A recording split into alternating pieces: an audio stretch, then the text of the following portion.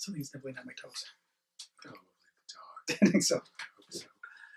Welcome to the Cabin Boy Knits Woolcast, coming to you from our log cabin deep in the Canadian forest. It is in the middle of the wilderness, I must say. This is Christopher. And this is the other guy. Jamie. We've got a lot to talk about this episode. I'm going to talk about my solar dyeing and what's in my dye pot. Usually I just focus on my dye pots, but it's been so hot lately, so I wanted to get my solar dyeing out. So we'll talk about that. We're going to talk about summer reading, what you've been reading over the last few weeks. Yeah, because we've been getting a lot of requests on what have we been reading. So I want to talk about that. And we've got yarn to talk about. I'll show you some of the stuff I've been dyeing over the last little while. I've also got a finished object I want to talk about. And it's from Saltwater Classics. And I got this book in September. This is my first project out of this book, so I'm really excited about that. And we're also going to talk about a little bit about what's been happening around the cabin, and you got mail. Awesome. So grab your favorite drink, sit back, and we'll tell you our story.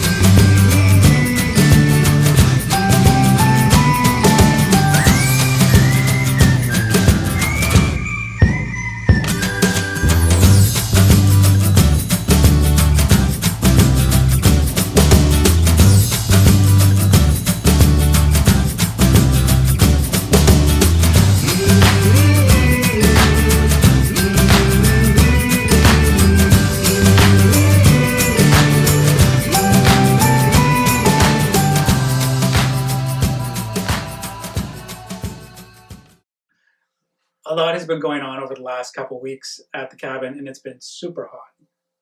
Yes. There's been, I think, from a wildlife perspective, we are, sad to say this, but we feel like empty nesters. We do? I think so. The fox are gone, kids are gone, all the birds are gone. They've flown the coop. Yeah, they've definitely Literally. flown the coop. And I was out taking pictures of them. And then one day I went, they were all gone. So it's kind of sad. Yeah. But the hummingbird's back. Yes. So we definitely have to put up the hummingbird nectar so the hummingbird keeps coming back. I was reading something about that lately, though, and they're saying it's not so great because it's not very natural, and there's different ways to do it now. I don't know if there's a natural product you could get, something a little more natural for those birds. But, You mean plastic's not natural? well, water and sugar and red food coloring isn't the greatest, I don't think. Yeah. You know, being a natural dyer. So- But we'll feed the birds shit. Well, I was sitting out there with Zan, and I was drinking my morning tea, and all of a sudden we heard kind of right in front of us, and it felt like it was a drone had just come up, and it was the hummingbird, and he was right in front of us, and the dog freaked out and jumped out of the chair, and the hummingbird flew away. So every year we have hummingbirds around the front of the house. I know that the plants, we've got some of the plants that hummingbirds like, so that's great. I think I don't know, we'll have to look into that and see what we're going to do for the hummingbirds. Yeah. Yeah. And deer. Yes. Well, the deer are a constant if you're not, if they're not on the bumper of your car, which they have been with me in the past, unfortunately. Yes. Yeah. But they are all around. Yeah. Yeah, Grand Central Station. That's what it feels like. Or Union Station. Their favorite thing is to jump. We have a drop on either side of the driveway. So when you leave or come home, go to the grocery store, come back, you slow down along the driveway because they like to leap up and over and back down again. So you just don't know when one just jump right in front of you, right in front of the vehicle, which you drove out. Your daughter was visiting. Yeah, Geneva was here for a week, and we were going out to the grocery store. And so we hopped into the car. We're driving out along the driveway, and the deer was standing there. And the deer just looked at us and like, what do you guys want? And so I slowly drove closer and closer to the deer, and it was still standing there staring at us. It wasn't afraid at all. And then it eventually just walked off. And then, of course, they're always, poking their noses in the window, and I spot from the corner of my eye because they've rediscovered the fruit trees. As I mentioned before, the fruit are all blooming. Berries and low to the ground, and the peaches. And yeah, the deer are starting to enjoy that too. So I just kind of thought, I don't think so. And so I sent... Not on my property. I said, how dare those deer come out in the wilderness of our property. I sent Zan out just momentarily. To one bark, that thing was gone. Yeah, it was eating peaches and it was eating the apple tree, the crab apple tree, I think, wasn't it? Yeah. Yeah. So that's not good. But we also have black raspberries. They're out. Yes. So they look fantastic. And then some of the flowers, black-eyed Susies, are out now. And what did you... I didn't... No, was I with you? And what did you say on your walk? Or I was with you? Oh, yeah, the egret. That was gorgeous. Egret. So we were walking through this wetlands area, and there was an egret there. It was so gorgeous. It was... That's what we usually see herons in that area. And it was spectacular. So what was strange about it, though, is like it flew up into the tree because there's a bunch of dead trees that just look like big tall sticks, and there was this huge big white thing just hanging off the side of one of these branches, and it stayed up there and watched us. Yeah, so that it was just very unusual.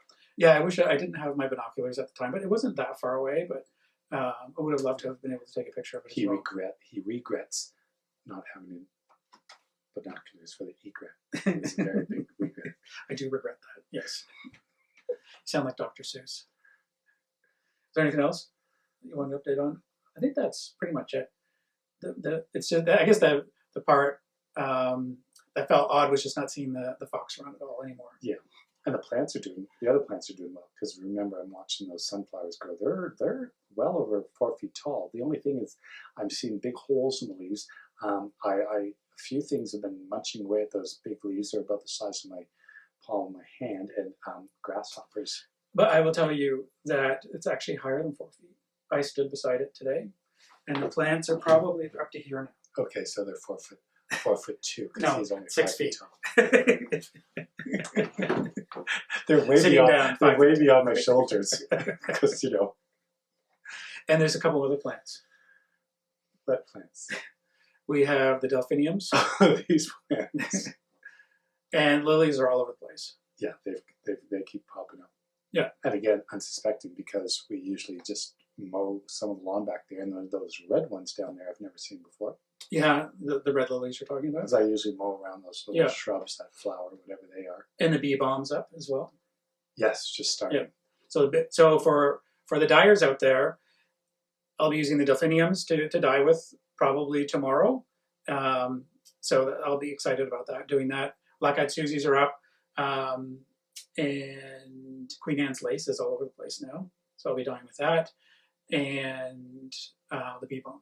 Maybe you could just gather the Queen Anne's lace, and then you don't have to knit anything lacy, because you'll have the Queen Anne's lace. Yeah, you could try that. You have to be very careful when you're picking Queen Anne's lace as well, because you can get it mixed up with other or poisonous plants. So you want to make sure that you look for the black dot in the middle of the plant.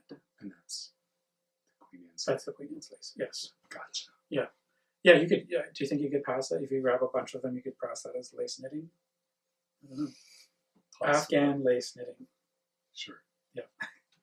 Didn't you get more mail? I did. I got some mail. I'm quite excited about that.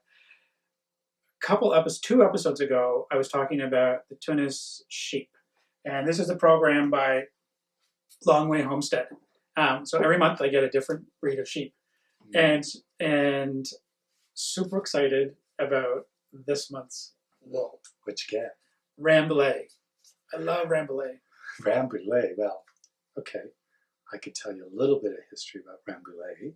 Okay. Because when we were just talking about it the other day. We were talking about it on the weekend. We were. So I think it was out of that Rare Breeds book.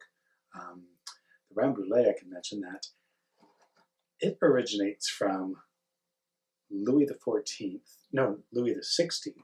of France. Now, it's known as the French Merino because, as we know, merinos, we all know merino, super soft, silky, very luxurious wool. You're all aware of merino.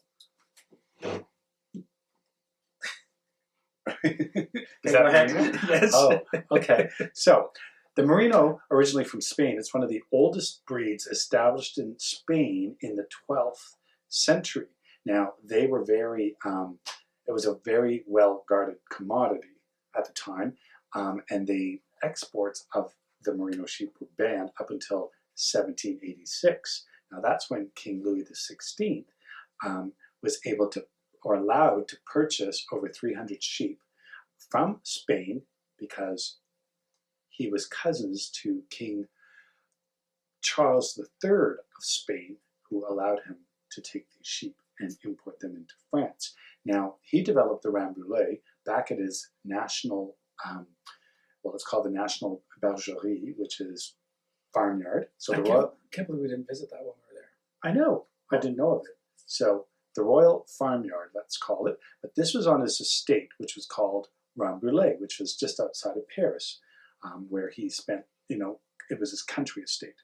So what they did was they crossed the merino with the English long wool, and that way they sort of improved on a couple of things. Now, it still retains its great softness that his merino is well known for, but then it also improved on the length of the staple. Yeah. And it's a little bouncier and fluffier. So all around a fantastic wool for, you know, those sort of projects that are close to the skin and soft, and really for just about any project. Now, two tidbits of interesting information. So we know that they're in Canada, right? Because we have Rambouillet in Canada. And we have a great farm, Gaynard Homestead, and they have Rambouillet sheep. Well, they are known to be, they've adapted very well in the Canadian prairies. And in the western US of A, it's said that over around 50% of the sheep are of Rambouillet bloodstock. Yeah. And that kind of makes sense too, because when you think about our friend Brady, Brady's mother lives on a ranch, and it's all Rambouillet sheep. Oh, is that right? And when you think about merino sheep in Canada, they come from the west. They don't come from the east. And he's in Colorado. He lives in Colorado, yeah. That's west. Yeah. We'll get our map out. Yeah. We talk about who knows what about where Canada, because we always explain where things are, what province, where in Canada, but for the States, we just assume everybody knows. But yeah, no, that's you're right. Yeah. So I'm really excited. I love Rambouillet, and I could sit there and say, "Oh, Rambouillet is one of my favorites." I think I say that with every breed of sheep, but I love Rambouillet. It's so and it's versatile. You can do so much with it. You can have it against your skin. It's like it's terrific. It's a fantastic wool. And I like the history. Yes, you do. And there's something else we got in the mail. You got mail. Yes. The one who complains that he never gets mail. He got mail this week. Well, it was kind of like fixed, though, really. But I did get something in the mail unexpectedly. And it's a book about Louis Riel, who we talked about on our last episode. Yes. Yep. I love this book. I think it's a fantastic book. And I read it a couple of years ago, and my copy, I think, is somewhere in France. Oh. Because my daughter borrowed it, and then it went off to her cousin. And so I think it's in France right now. So I wanted you to read this. And so that's why I bought the book.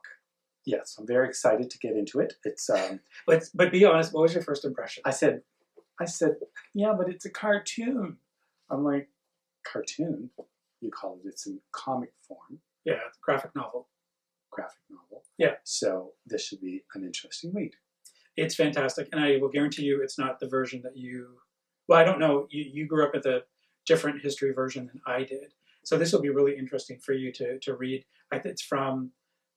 so this perspective is, I would say, probably the most accurate perspective.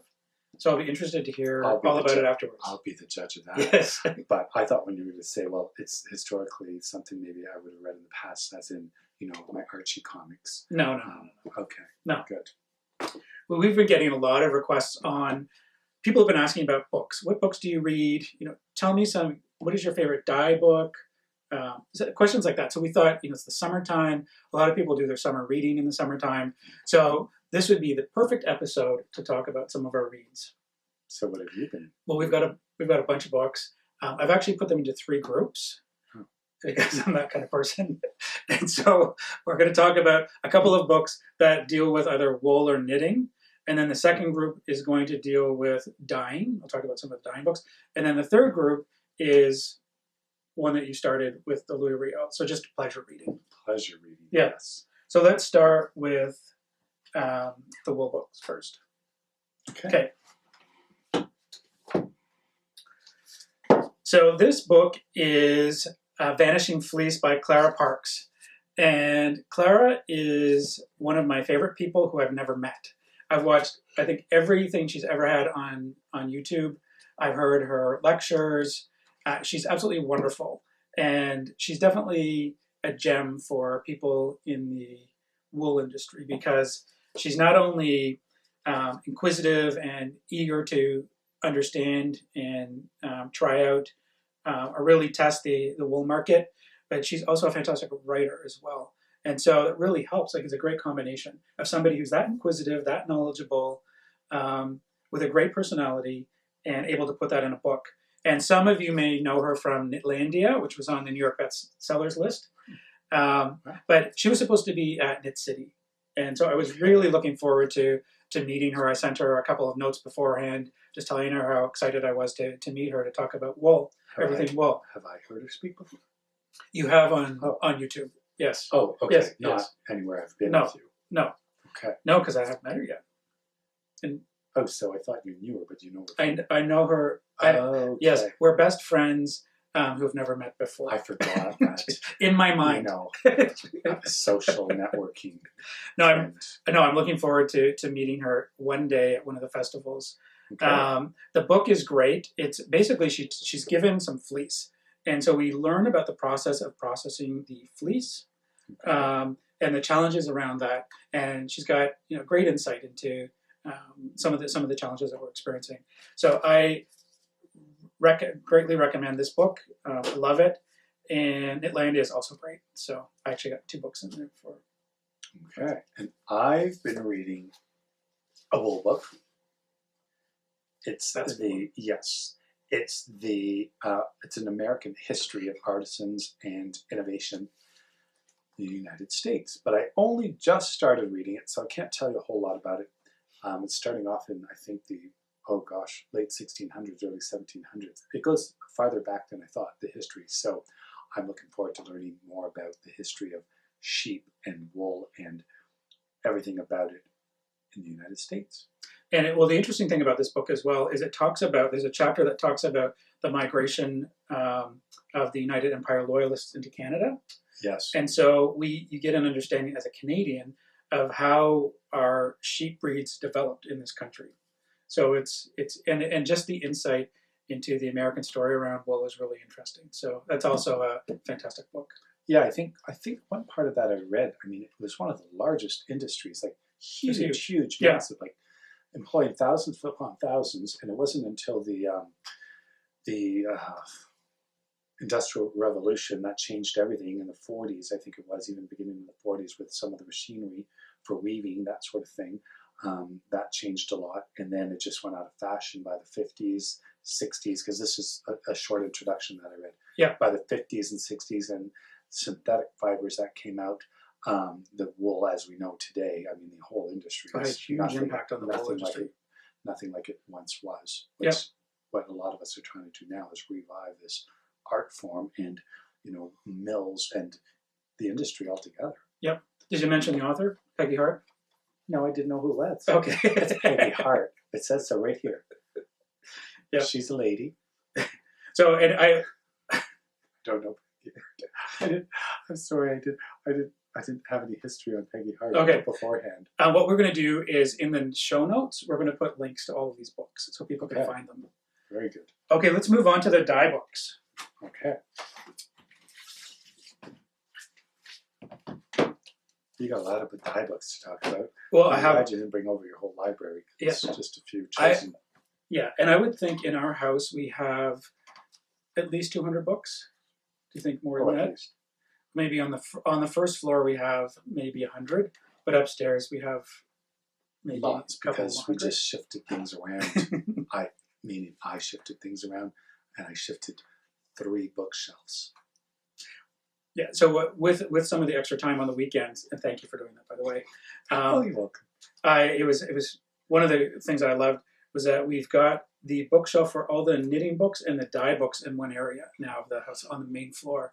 And so it's easy access. We've got a light right beside it, so lighting's great, and you can just look at all the books. He's making them seem like they're on the main. They've always been front and center on the main floor. Okay, but they're in the living room. Yes, you're right. But there is easy access too. I notice that when we have retreats here, people will go to the bookshelf and they'll just look through all the books, which is great. Yeah, we moved it. The bookshelf was in another room. I mean, everything happens in here, and we all gather in this bigger room, and the bookshelf was in the other room, which didn't really make sense because you're not reading the book while you're eating dinner. Yeah, some of us do. But. Well, some people don't, like people might. But. And then we've got the other books upstairs, and so one of the things I love to do is I love staring at my books and touching them and looking at the titles and rereading books that I've already read, or they just bring back so many great memories. And so that's why I love the house surrounded by books. Well, that's interesting because I know you do read. You always read. You're very well read and you read a lot. And I, on the other hand, I read a book and I take everything in. I don't know what it is, but I'm a slow reader.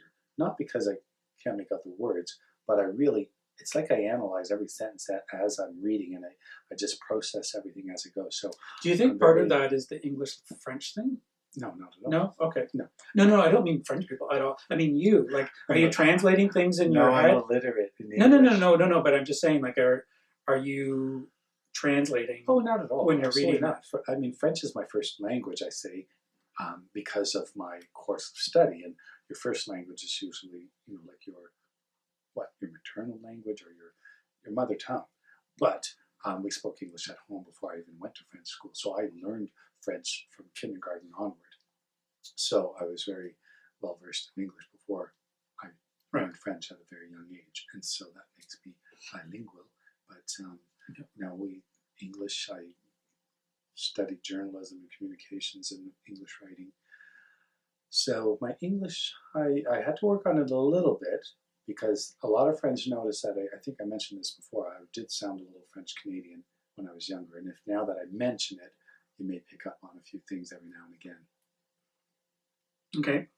On the opposite end of the spectrum, in terms of speed reading, my son, oh my gosh, is the fastest reader I've ever met. And ever since he's a little kid, like we're driving through Scotland, and it's gorgeous, countryside out of the window. We're driving through on these roads. He's got his face buried in Harry Potter, or it was Game of Thrones. I think it was Game of Thrones. Anyway, he loves reading as well. Well, and I know that did you buy him the what is the story? The other storyline, not Game of Thrones. Is it Tolkien? Yes. Yeah. What story am I thinking about? Are you thinking The Hobbit? That was in a movie. That wasn't a movie. That was a movie. So it's not the Tolkien trilogies. Yeah, the book is this thick, and he read it in like a week. I do think that part of it is when he was a little kid, and same with my daughter, we would read every night, every single night, and get through the Harry Potter books and on all the other books. So. I like to look at the pretty pictures. That's why I watch your graphic novel. Okay, so let's get to these dye books. The first one I absolutely love. I love all of these. This is one that I picked up, and Trudy Van Stralen she actually used to live 3 hours that way. So 3 hours east. I remember you mentioning that. Not 3 hours. An hour and a half. She's just outside of now. She's Prescott. Prescott. So she's an hour and a half. Is it Prescott? 2 hours. If you're local, it's Prescott. But it's Prescott. Like biscuit. Prescott. But it's spelled Prescott. Yes. Anyway, she lived there, and she used to teach in Canada, the United States, and she's fantastic. So this book is called Indigo, Matter, and Marigold, but it's actually there's everything in here. There is black walnut. She covers a whole spectrum. The reason why I love this book is the way it's laid out. I love the photos, and then she also has when she talks about her dyeing techniques. When we dye with different mordants, So the mordant is the agent that binds the color to the fiber, Yes. right? So if you use different mordants, it can cause different colors to change the colors on the yarn. So she puts pictures in of all the different mordants that she uses. Okay. So you get a sense of, if I were to use alum, it's going to look like this. If I use iron, it's going to look like this. And she's laid it out in layman's terms as well. She does a fantastic job. She also does everything outdoors.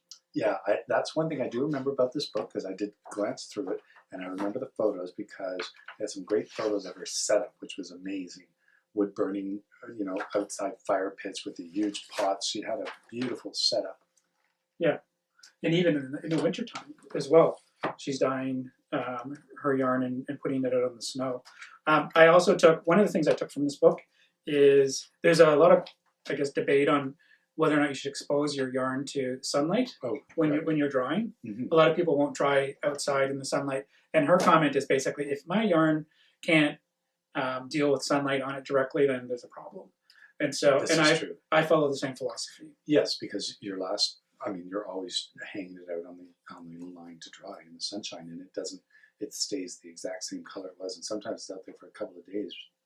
Yeah, and if it rains, then you're saving on water, because I'm just getting another rinse, and it's fantastic, and it doesn't even fade. You think that maybe once it's wet a second time and then the sun hits it again? Not at all, because that's how good you are with your color dyeing. So Trudy Van Stralen is one, and you can pick this up in yarn. I don't know if it's in your local yarn shop or not. I was able to pick it up at a local yarn shop in Toronto. Oh. So I'll put a link to where you can buy this. But it's a fantastic book. This would be the book, if you're starting out natural dyeing, I would pick this one. Okay. The next one is The Art and Science of Natural Dyes. And this book is awesome. And I love this book because it really gets into the science behind natural dyeing. Because most books don't dive into it. When we grab things out in nature and dye them and everything comes up yellow, it explains why it comes up yellow. Right. And explains why things are red and whatnot. So it gets into the science behind it, and I love it. It's fantastic. It gives you another layer when you're thinking about your yarn and your yarn dyeing. It gives you a different lens to look at it from a scientific perspective. I'm not a big science guy, because the only science I could think of is back in high school, and we've all been there, so we all know how, grade 12 chemistry or any other science class you may have had most often ends in some kind of explosion. So I don't know, or frogs, dissecting frogs, we had to dissect cats, believe it or not. So when it comes to, cats. I can't see how that'd be. And do you know what I remember? Is the girls next to a girl paired up next to me. When they slid open the kitty cat, there were a bunch of little kittens. Why are you telling that story? I don't know. You're talking about science. That's all I know about science. I haven't delved into science since. Oh my gosh. For reasons. Anyway, back to the book. So I would recommend this book. I recommend this book. I actually know a number of natural dyers who use this book and have put markers through it. It's got a whole section on mordants that really gets into mordants and talks about that too. It's a fantastic book. So the only thing you'll have to dissect are the color palettes and the mordants and the different variations of the pH balances of the water to change the outcome of your color. True. Yeah. So the authors of this, Catherine Ellis and Joy Boutrup, I think that's how you pronounce her name. Was it French? Looks like it. You don't have your glasses, so you can't read it. So I'll put a link to this book as well, but I highly recommend this book. And the last book is... Not the last book in his repertoire, but the one he's going to show today. Yes, this one is fantastic. And so Dominique Cardon was supposed to be at the Natural Dye Conference at Ryerson University. Yes. And so I was really excited because I thought I was going to meet her there. I was supposed to be giving a talk on... what was my talk on? It was on using the ancient methods of natural dyeing and the stuff that's available today to natural dye, and trying to really, go back to our roots and look at what people used hundreds of years ago. Yeah, because that would have been great. Because I'd hate to lose that. But she was there. She was the guest speaker, And so she is an authority on natural dyes. And the reason this book is amazing is because not only does it talk about the science behind it, covers all kinds of botanicals in here, she also talks about the history, which is another of each plant and where it was used and how it developed and how it traveled around the world. It's really fantastic. And this book is super expensive. And so I went online to buy it, and then I saw the price and I almost fell off my chair. And so then I had to think about it and come up with an explanation of why I should buy this book because they're so expensive. Well, isn't that the same with everyone? Even just purchasing fibers. Yeah, I was just going to say that. Everyone has a budget, yeah, and they always blow it. So I was thinking that, okay, the number of times I'm going to access this book and the amount of enjoyment I'm going to get out of it and the knowledge that I'm going to pull from this book, it's definitely a good investment. So I was looking at it as an investment. Oh, absolutely. And then so the good news is I was able to convince myself to buy this book. And I did. So I'm super happy with it. It's fantastic. So I will put a link to this book as well. Okay, let's move on to non-wall, non-dyeing books. Am I starting? Sure. Okay, so I've been reading this book. It's called Legacy. Now, it's quite fascinating. This is the fleur de lis. So Legacy is about how French Canadians shaped North America. So not just Canada, North America. And what's interesting about this, it's different authors. And so they're talking about different personalities. There's more than maybe a dozen personalities in Canadian history over, from the beginning of the 1800s up until, now. And the authors are like, let's say, for example, a local politician, like a today politician, is talking about someone who was influential in politics back then. We have a hockey player, which is, you've talked about, I know, he just noticed it, Jacques Plante, which I'm sure he's talked about Jacques Plante before because I've seen in earlier episodes. Yes, you were in New Jersey. So Jacques Plante, I've not read that one yet. There's also authors like Gabrielle Roy. Have you watched the episode yet? Maybe. I might have even liked it. Maybe. I'm going to tell you one fascinating story, though, because it says how it shaped North America. And this one kind of blew my mind, really. So in the history of French Canadians, I'm just going to try to do this really quickly. But in the history of French Canadians, we talked about history in the past and Louis Riel. Well, the French, basically, once the British took over the rule of the Commonwealths, which Canada included, the French have always been suppressed. Their languages was not necessarily abolished, but it was very minimal. And that's why Quebec is its own sort of French entity, because they are very passionate about their French and their French history, but because they want to preserve the language and the customs. And so in the early days, the French were under the I mentioned before, under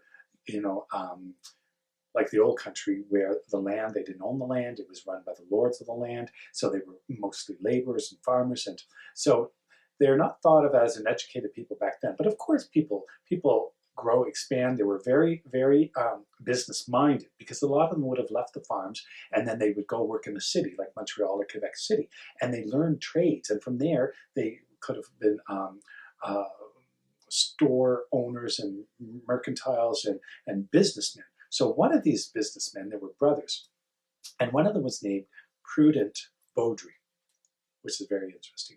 So male? Prudent is a male. He and his two brothers. So first brother made his way to San Francisco in the mid 1800s, 1850s, 60s. But this Prudent brother followed. And what he's known for, which is the part that fascinates me. Now, if you're from California, we definitely have some viewers from California. So this little tidbit of information. This fellow had an idea. When he moved to California, he made some money in Canada, went to hook up with his brother, but he had an idea. He purchased a tract of land for $55 up in the hills surrounding this up and booming little town called Los Angeles. Wow. So, $55 up in the hills above Los Angeles. What do you think that means today? Oh Prime my real gosh. estate. And even Yeah. even at the time, it was like, it was barren land. And he's thinking, well, I've got an idea, barren land. So what are you going to do with that barren land? So what did he do? He decides that he got a 30-year lease with the town of Los Angeles to start a waterworks company, because he wanted to pump water from the Los Angeles River up to the hills, these barren hills around Los Angeles. So what he did was he did that.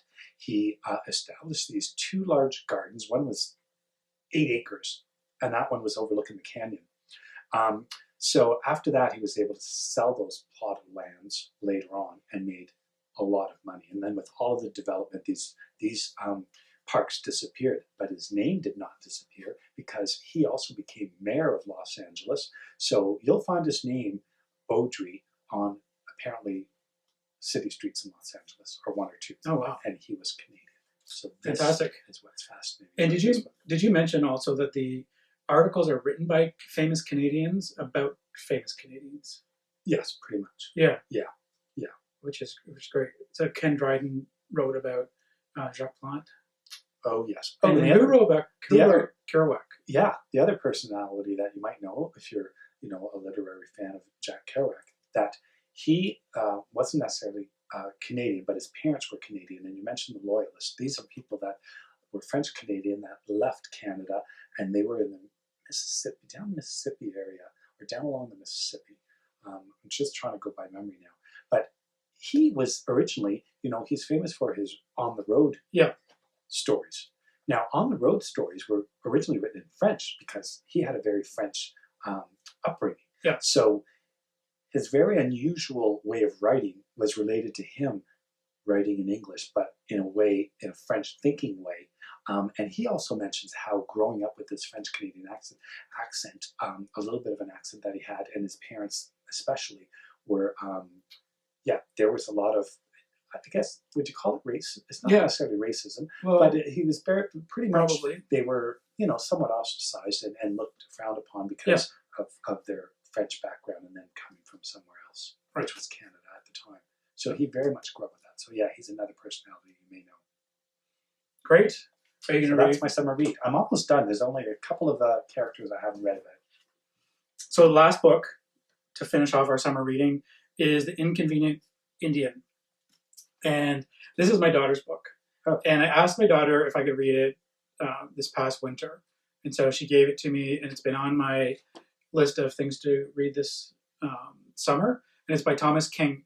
And the interesting thing is, last episode, 2 episodes ago, we asked people to submit their famous or person that they admire, famous Indigenous person that they admire, or Indigenous person that they admire. And someone wrote in and said Thomas King, which I was quite excited about. Thomas King is actually a professor at Guelph University as well. Oh, I didn't know that. Yeah. And that was also one of the, on that, we have a CBC radio series called Canada Reads, and that was one of the books that was judged on there. Was it not just last year, maybe? I can't remember what year, but it was definitely discussed. Okay. Yeah, and it's great. So it tells history of North America through his eyes, or through Indigenous people's eyes. So, and it's written with humor as well. And I read the first chapter, and I was hooked. Well, not even the first chapter, the first paragraph, and I was hooked. So I'm really excited to get through this summer as well. So those are our summer reads.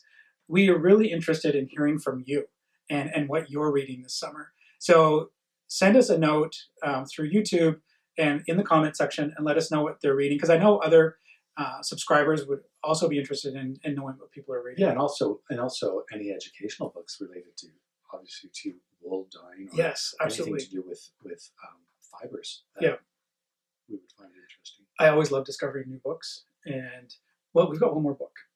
I said this was it, but this book is actually going to transition us into the finished object, and it is Saltwater Classics. The saltwater, what are they? The saltwater ladies? What do you call them? Saltwater girls? Well, you've met them. So Christine and Cheryl the Pearl. Okay, but what do they go by? The saltwater? They go by Christine and Cheryl No, the Pearl. they call them saltwater women? Girls. Do they? Well, we met them last year. Yes. And super nice, very, very friendly. And I had the first book was Saltwater Mittens, and then this is their follow-up book, Saltwater Classics. And so I was really excited to get this book. Yeah, they were at one of the festivals in Toronto. Yes, the Knitters Frolic. The Knitters Frolic. Put on by the Toronto Knitters Guild. Right, and that's where you purchased your first book. And second book. No, the first one was Knitters. Wasn't it? How many books do they have? 2. Right. Yeah, I thought this was the second. Oh no, this was a gift. You're right. Yes. I was there. He bought the books. They signed it. We chatted with them. They were fun and jolly and very East Coast-like. They were, yeah, and what he means by that is they were extremely friendly. Super friendly. Yeah, they were really nice. And so I love there's something about the East Coast. They have this joie de vivre that there is just so perky and bubbly, and yeah, other than super friendly, but very, very bubbly and giggly, and they were so nice. Yeah, they were really, really nice. One of the things I love about their book is, so did we say they're from Newfoundland? Or they live in Newfoundland? East Coast. The East Coast, but Newfoundland. And so when you open up the book, it feels like you step into Newfoundland because the vocabulary that they use, the way they tell their stories, is very much from Newfoundland. Yeah, and their expressions, and they have. I think I glanced at it a bit, and they had some little history lessons, like little tidbits of history that goes with some of the stories behind their patterns, and they'll have these either their legends or stories, and it's quite fascinating. Yeah, and fun. So I went through the book and I thought, what's going to be what do I want to knit first? And there was a few things I wanted to knit right away, and so I thought that I happened upon one, and I had just been talking about hats with my daughter, and her boyfriend is in the reserves, and he's been away all summer. So we're talking about a hat that I knit for him a while ago, and so I just happened upon that conversation. Well, basically pointed me in that direction. Right, because she mentioned that the hat you had knitted is somehow a little small. It turns out because I knitted for my size head. Exactly. Yeah, and so it seemed like an average good size in hindsight. Yeah. So now you thought you would knit another hat. Yeah. And so here it is. It's called the Helmet. And it's basically, you do the moss stitch around the back part. Yes. And then it's just straight knitting. And then you've got moss stitch in between. And I was looking around thinking, what yarn do I want to use? Am I going to use the yarn that they recommended? I've got a lot of that yarn. But I saw some Jacob yarn screaming my name and saying, knit me, knit me.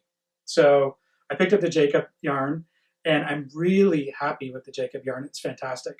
And so this hat... I hear that the hat is versatile. It is. It's very versatile. And it's called the Helmet. And because it looks like a helmet. Because it looks like a helmet. And so nice, but in a nice way. I love it. And so the back warms your neck. So you can have it so it's long enough to warm your neck. Yes. And you can flip it up if you don't need it.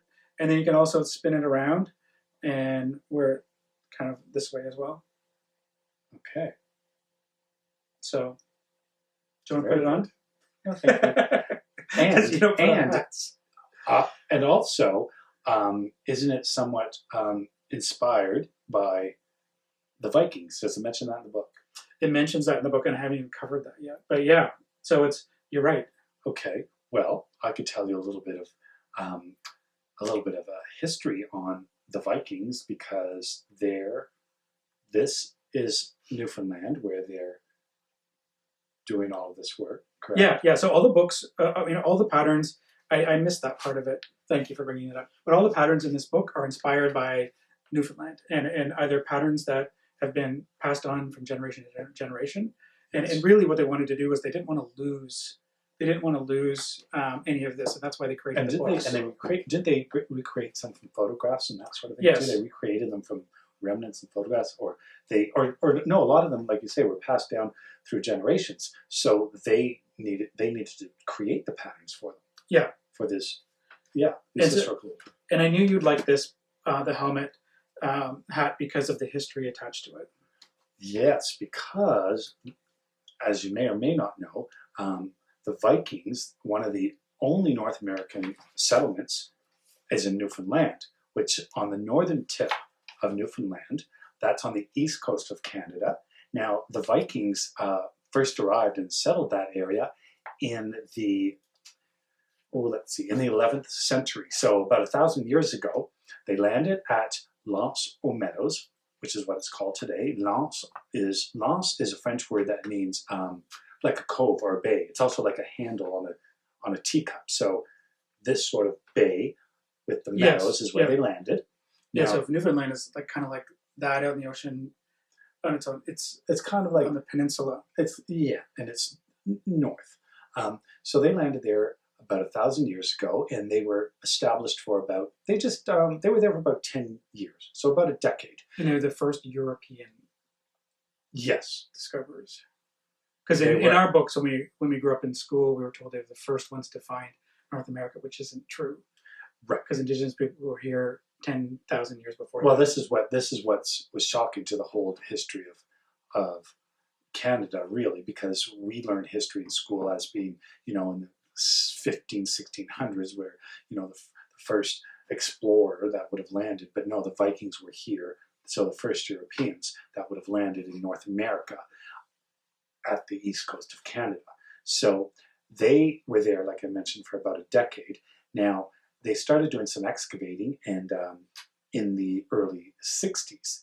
And what they did was there were these grassy mounds, which they excavated around, and they were basically about 8 dwellings that they discovered. So they were basically like, you could see these homes or buildings that were dug into the earth. They had a wooden structure, and then they would have been covered with sod. And what more interestingly for our story here is they also uncovered some artifacts related to textile, so working tools. So they discovered some stones that they associated that were probably used as weights on looms for weaving. They discovered a spinning whorl, which is a small wheel that shows that they probably spun fiber. They also found a waystone that's used to sharpen needles.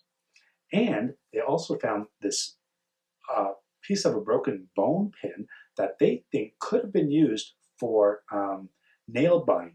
And nail binding forms one of the earliest ways of knitting. So they possibly knitted socks, mittens, and hats. Yep.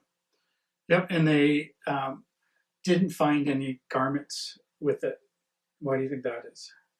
No, because maybe on your last episode, it wasn't anything that fell into any local latrine. Right. So it wasn't preserved in the bog. That's right. Things preserved in bog, mud, or other matter that would have kept. So there's no. And the other thing that they didn't discover, which is interesting, there's no real evidence to show that there would have been any barns or grazing happening in the area. So they didn't necessarily. It was not farms per se. They were working. It was like a working settlement. There was forging and ironworks, and they were doing. So it was sort of a work camp almost. So they were doing a lot of this weaving and knitting and forging. They did have some iron. Is it called a kiln for iron? No, not a kiln, but for iron. They had ovens for iron works. So it was very much a working settlement. Yeah, it's incredible. And I was looking on a map to see where is, again, you remember we were talking about it's at the peninsula. So if you look at St. John's down here and you drive up to the top, okay, how long do you think it takes? I have no idea. I've never been to the east coast of Canada. Newfoundland is on our bucket list, so we're definitely going there shortly after we can, the world writes itself again. So how far is the distance? How far do you think? Well, you've mentioned this because when we were looking at, there was a fiber festival that we were supposed to go to in Prince Edward Island. Yeah. And we looked at driving, and what looked like a pretty short distance was actually hours, because we thought, we can go, Canada, you see these islands in the ocean. We thought, we can go from Nova Scotia to Prince Edward Island. Maybe we can go to Newfoundland. But it was something like 7 hours to get across and make your way from Nova Scotia to PEI. It's just, Yeah, so to go from St. John's to the top, to visit the Lancel Meadows. Lancel Meadows is 12, just Oh. over 12 hours. Yeah. So, but it's if you make that a destination, like I still think that's fantastic because you get to see the island and all of the different or the rock and the different communities along the way. So they do call Newfoundland, if you're from Newfoundland, you're from the rock. But that said, we do love driving, and you never know what you might come across along the way. When we were driving on the East Coast, well, not the East Coast, Eastern Townships through Quebec, which is very historical, and we came. Oh my gosh, it's beautiful. Sheep upon sheep farm, wool. This one was in Seventh Heaven. I just love the ocean view and the mountains, which I didn't know how mountainous it was, but there was a whole history of sheep and wool and knitting and shops. Yeah, it's fantastic. Yeah. So you never know what we may come across in Newfoundland. So that's my finished object, and I've got something it's going to be on the needles tonight out of this book, and I'll show that in the next episode. I'm not going to tell you. Okay. Okay, so what's in my dye pot? I have been doing a lot of dyeing over the last little while. I think I say that every episode, but it's true. That's what you do. That's what I do. So why don't we start with some of the things we've already talked about? Okay. So in the last episode, we talked about mint. Yes, we did. Yes. And so which one of these do you think is the mint? Well, that's a good question because they're different greens. Yeah, but also when you have mint, it doesn't mean the color of the plant is the color you're going to get from that plant. But funny, you should say mint, and these both look like a minty kind of a color, so I have no idea. Which one looks more minty to you? This one. You're right. Oh, there you go. You're right. And you're right twice, because not only you picked the right one, but it's not just mint that I use. It's not often that he agrees that I'm right. So in order to get this color, I wanted to get it close to mint. If you dye with mint, you get yellow. Yeah. Or you get a yellowy green color. Yes. And so I saw that and I thought, you know what, if I can get closer to the color of the mint if I put indigo in it as well. So I did two different dye baths, and I dyed mint first, and then I went in and did indigo. But with the indigo, though, so you wanted just a hint of green to get that mint. So you really had to fandangle that indigo as to not get like a striking blue or a deep green, or you still had to manipulate that indigo to get this just right. Yeah, it's the strength of the dye bath, and it's the amount of time that you put it in, the number of dips, all of those things factor into the color. So now what's this? So this one is lilac leaves and indigo. Okay. Okay. So I had my indigo bath sitting there, and it was screaming out for more yarn to dye. And so I thought, and I don't like to waste anything, so I went into the backyard, grabbed a bunch of indigo leaves, boiled them. I don't think they were indigo leaves. Oh, sorry. Yes. I'm really the brains behind the whole process. Just saying. I went into the backyard and went to the lilac bush. I think he collected lilac. Grabbed the lilac leaves, came back, dyed them, boiled them, and then put my yarn in, took it out, and then dipped it in indigo. And so that's the color I got. And it's almost like an electric green. Yeah, it's very vibrant. Yeah, it's great. And you can still see some of the yellow coming through, which is fantastic. But overall, yeah, very vibrant. It's very nice. And the thing about which lilac tree he used, because we've got a ton of lilac back there, and we've talked about the indigo lilac, the indigo/lilac trees. It's a hybrid. We just took a little bit of plant, we do the little clipping, attach the indigo, and we got these indigo leaves. That's not happened. But we talked about moving some of them because they're starting to take over a little. They really, what do you call that, when they sucker? So we're in the middle of moving a few of those. We're going to move them over to this side of the property so that we could have them along the driveway. Yes. More of them along the driveway. So this one I said, well, why don't you just trim away at this one, because we're going to cut it down somewhat and move them. They're almost indestructible. Is it you don't like the poison ivy on the side of the driveway? Poison ivy. We have a lot of poison ivy. No, only when I think that I'm smart by trimming it down, and I wore the really high rubber boots, but they should have been up to my waist, because where my knees were exposed, I ended up getting a few splatters of the oils from the you had it bad a couple of years ago. Yeah. And I don't do that anymore. No. And so the last one is I had indigo and I wanted to use my indigo bath up. Oh yeah, so you want to exhaust it. Yeah, so I wanted to exhaust it, and so go to waste. And I had some madder root sitting there as well. Okay. And so I wanted to use the madder root and the indigo, and so it got this really deep blue. But in the blue, you can see other colors in it, and it's really nice. I would have never guessed that there was any madder in there. Oh, I should have had guessed the yarn next time. But yeah, the madder root was in it. So I'll put photos of this up as well. At this point. So, so that's it. That's what was in my dye pot this week. And I did some solar dyeing, and I want to show you the solar dyeing. Yes. So I'm going to grab that. Okay. And it's still, I just grabbed these half an hour ago from the sun, and it's hot. So watch it. Oh, that is hot. That's very hot. Just fresh out of the oven. Hot. Fresh out of the solar oven. Well, speaking of which, we won't get into it, but you said that you can actually bake in this. You can bake bread, make pizza. You suggested I try to bake bread in there, but let's stick to the dyeing for now. Yeah. So, yeah, I won't get into how to make a solar oven. Okay. Because I'm going to do an infomercial. I'm going to do how to make a solar oven, and so that episode will be coming up in the next couple weeks. Yeah, it's not that difficult. So even I can do it. That's right. So what do we have? Am I guessing? Well, I kind of already know. You kind of already know. Well, I know some of them. Yeah. I'll so you go ahead. So we've had, and we've said this earlier in the episode. It's been hot. It's been 90s, 30 Celsius. This is as high as 34, which is what? Yeah, it was brutal. It 88, was 85.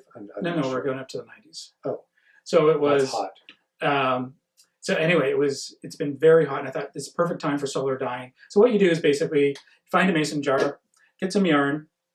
What I like to do is depending on what I'm dyeing, I will put the yarn in, wash it. You always have to wash your yarn first. And then after you finish washing it, I want to put mordant on it. So in this case, in all of them except for one, I put alum. Okay. So I cooked the yarn. When I say cooked, it's in a simmer with alum. The alum is 10% of the weight of the yarn. And then I collect that yarn, and it's ready to put into my mason jars.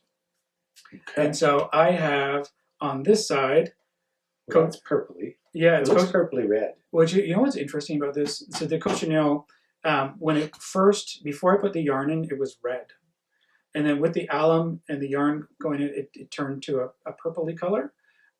So it'll be interesting to see the yarn coming out of here. It's going to be gorgeous. I can tell you that right now. This one is. Let me see. I've got these.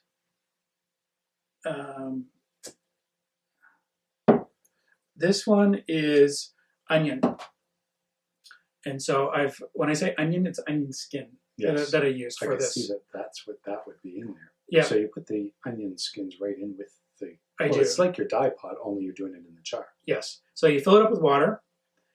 Put my onion skins in first. Fill it up with water, and then push my yarn in it. And see, you can see. I'm not sure how well it shows up on the camera, but it's clear to see. Yeah. So it's all layered in here. And then every so often I'll turn it upside down. When I go down and check it, I'll leave it upside down for a while and then come back and turn it the other way. But when you touch it in the middle of the day, it burns your hands. Yeah, well, how hot does that oven, what temperature does that say it can get to? Hot. Hot. Like really, it's not going to boil. It's not going to simmer, but it's going to be hot. Go up to like 170 or something. Oh yeah, it'd be the difference with that is it's like a direct source of heat, but it's such a slow process. You think from the morning till high noon, and when the sun's really bright and strong. But if you were to do that on the stove or any other fire, you wouldn't heat it to that level, because then you would have this boiling. But it does not boil in these jars, even though it reaches that high temperature. It's not the boiling point, but it gets to a high enough temperature to do what it's supposed to do if it were on another heat source. Yeah, definitely. And then the next one, I actually didn't pre-mordant this yarn. Okay, why not? What is this? This is foxgloves. So foxgloves, we had the flowers sitting here on that couple of episodes ago, or last episode. And so I took the foxgloves, I put it in here with the water, but I put in the avocado pits. Oh, I put in 3 avocado pits. So 3 avocado pits will act as a mordant and allow any color in the dye bath to stick to the yarn. but now if you took the fox gloves, those poor little fox from the backyard won't have their winter Oh yes, gloves. isn't that awful? Jeez, you are just the king. Fox gloves. You're the king of dad jokes. This episode. Well, it's just, I'm thinking the fox, you took the fox gloves because we've been talking about fox. I will tell you that out of all of these, this one, if any of them smell, this is the one that's going to smell because like not a pleasant, like you're saying, smell, not a pleasant it'll scent. be a strong smell. Now, not to worry about the Why is yarn that? though, because you can once you rinse it and soak it, and I'll probably put it. Well, we'll see how it smells, but Yeah, it'll be fine. I think we've established that the last episode because, you know, the mint dyed yarn isn't going to have a mint scent, Yeah. just as the lilac, Yeah, so it's not going to smell like foxgloves. which, That's basically it. because we all know what fox gloves smell like, dirty gloves from the fox. Yeah, especially after they eat. Okay, so this is madder root, and this one will be beautiful when it comes out as That well. is a fascinating color because This is hot. it's It's very really hot. It's very unusual, I would think, because it definitely has that reddish hue that madder would give you, but it's almost like a rusty red. Yeah. Yeah. It's interesting. I think it has to do with the longevity of it being in the different temperatures and then the high temperature but you do high temperature for lengthy periods of time. So it's interesting. It's a different heat source. Yeah, but it's a great way to dye with flowers, because one of the problems you can have dyeing with flowers is they're very sensitive to temperature. And so if you push it beyond a simmer, you'll change it. You'll probably end up with a dull brown. And if that's not what you're going for, so you have to be really careful. And so this is a very good way to do that. And I was almost hesitant to put them into the solar oven because I didn't want to get them too hot. But it's been fine. But it is hot. Like, it's hot to the touch. Like, yeah, absolutely. we couldn't even carry them out of the solar oven with our bare hands. So it does get hot. So I'm not going to take them out this episode. I'm going to put them in back outside for another week, and then a week. Yeah. Okay. Yeah.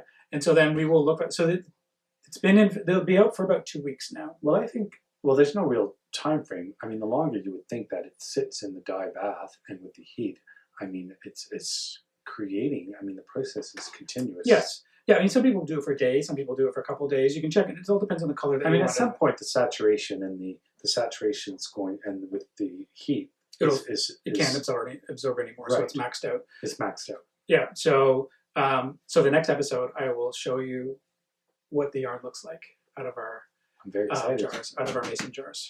Okay. Excellent. Okay, so I'm definitely looking forward to seeing what the final results of that yarn will be in that solar dyeing process. So am I, because I can't sit here and tell you what the color is going to be. I can tell you what it's kind of going to look like, but I can't tell you exactly. So it's always a surprise. And and with the rinsing process too, that sometimes could just have a slight effect on the final color. And if you want to do an afterbath. Yeah, an afterbath, exactly. But so, I won't do an afterbath on this one because I want to show everybody the true color when it comes out. The true color just out of that. And so we're going to see that next week. Yep. And what else are we going to talk about on our next? We've got lots going on. I think the one exciting thing, and I don't know if I told you about this or not, but Probably not. But tomorrow, it's either today or tomorrow, the Great Canadian Yarn Hop starts. It's the 14th year, and it's really fantastic. And the reason How's that going to work? I'm not excited yet. Tell me more. Okay, well, you can do it virtually. Oh, of course. And so we are not right in Toronto. We're 2 hours away from Toronto. Mm-hmm. And so we're going to be doing it virtually. We're not going around to all the stores. But I did buy a ticket for that. And you can go online and buy tickets too. But it's really, I love these. There's one in this area where the cabin is. Yes, that's that's run right. every year. A lot of areas have them, and they're fantastic because really help out the local yarn shops, because the yarn shops have taken a brutal hit over the last months, well, ever since February, basically. And so As many industries out there. yeah, so we want to do everything we can to support them. And so thank you so much to those who organize the Great Canadian Yarn Hop, and those who organize yarn hops all over the world. Greatly appreciate it, and it does a lot for the yarn owners. So what we're going to do is we've got our passports sent to us, and I think there's 11 stores participating, and we'll go around and look at what they have online, what's available, and so we won't actually go. We're just going to shop around, and we may buy a few skeins of yarn as well. So that's always a possibility. Always a possibility. And I love yarn hops. I think they're fantastic, and I can't wait for this one. So I'm looking forward to tomorrow to start checking out all the stores. Is that when it starts? I think it starts tomorrow. Yeah. Okay. Yeah. So I've got the passports. I have to read through them tonight, and then I'll be ready. Do I have a passport, or it's just one passport? I think Kevin Boynitz has a passport. Okay. Oh, and I bought raffle tickets as well because you can win stuff. So I thought I'd buy some. So we have raffle tickets as well. Oh, what do we win? We win stuff. It's not about, yarn stuff. It's not about winning anything. It's about how you play the hop. Sure. And proceeds of this go to a charity, a nonprofit, Sistering, which is in Toronto. It's in the Parkdale area. It's a fantastic charity, and it helps marginalized women and trans people, specifically of marginalized communities. So it's fantastic. They've got a lot of programs, and a lot of them are homeless. So it's really a fantastic organization. So what is it called? Sistering. Sistering. Yeah. Okay. So I'll put a link to that as well, so you can check out their website. That's fantastic. Yeah. So we're really looking forward to that. And then the last thing is John Giswold is interviewing me for Vogue Knitting. So basically, Vogue Knitting Live has their kickoff on the 18th, I think, somewhere around there, 16th, maybe 16th to 18th. Go and check it out. I'll put a link to it. And John has been asked to come back again and do an interview of a number of people. So it's not Kevin Boynitz. What? So anyway, he's interviewed, and he asked if I wanted to be interviewed, and I said absolutely, because John's got so much energy. He's a fantastic guy, very knowledgeable, and he's just a terrific person. Have I met him? Yes, yes, you have. I know. Absolutely, yes. Met him in New York City. In New York City, and he also helped out in the one of the art exhibits that we had last year, as well. How did he donated? Oh, of course he did. Yes, yeah, he was one of the artists that participated prior to that, and he entered one of his knitted jobs. Yeah. Yep. So we're going to be talking about natural dyeing, and I think we're going to talk about art as well in some of the exhibits. So I'm really looking forward to it. I'm really looking forward to it too. I also want to just mention again, please send us your summer reads, because we'll definitely be looking at those, and I'd love to hear what everyone's focused on or what everyone's reading this summer. I always love to find new books, so I'm looking forward to that. So have a fantastic week. Enjoy the weather. It's beautiful here. Hope it's beautiful where you are too, and we'll talk to you the next episode. That's right. So until next time. Until next time. À la prochaine. Take care. Bye-bye.